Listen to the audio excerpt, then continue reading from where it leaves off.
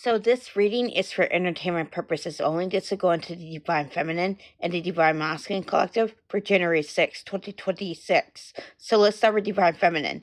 Divine Feminine is healing manifestation blocks today.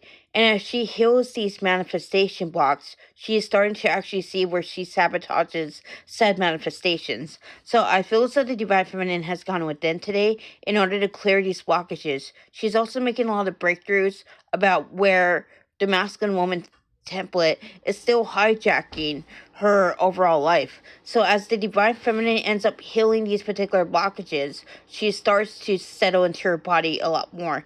This is setting deep healing through the nervous system. And as this deep healing in the nervous system goes on, the divine feminine is finding herself letting go of a lot of karmic cycles that she didn't even know she was partaking in.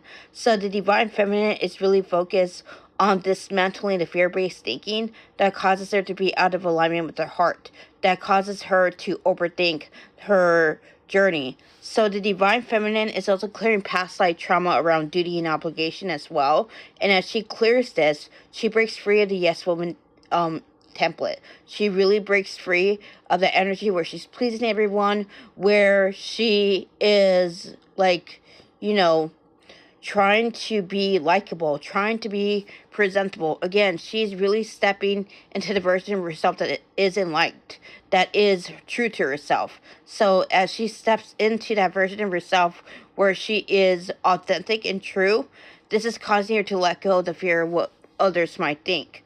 And as the divine feminine does that, she feels a freedom and healing that she hasn't felt before.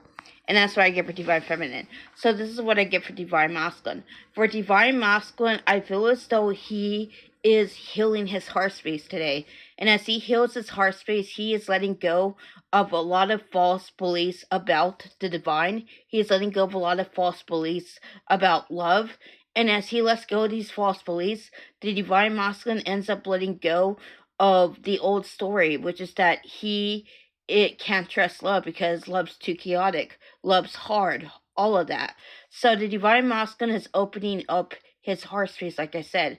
And the reason why he is really focused on healing the blocks to intimacy is because he wants to be in his truth.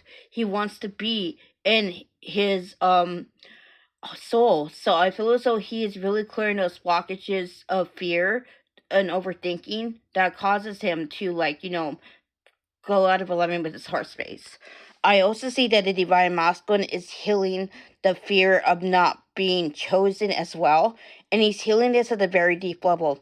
And because he's healing this at a very deep level, he is starting to see even more cycles of self sabotage come up. And this is a really good thing because the divine masculine is starting to actually see where fear and overthinking is causing him to, not trust love. Last but not least, the divine masculine is also clearing ancestral trauma related to duty and obligation.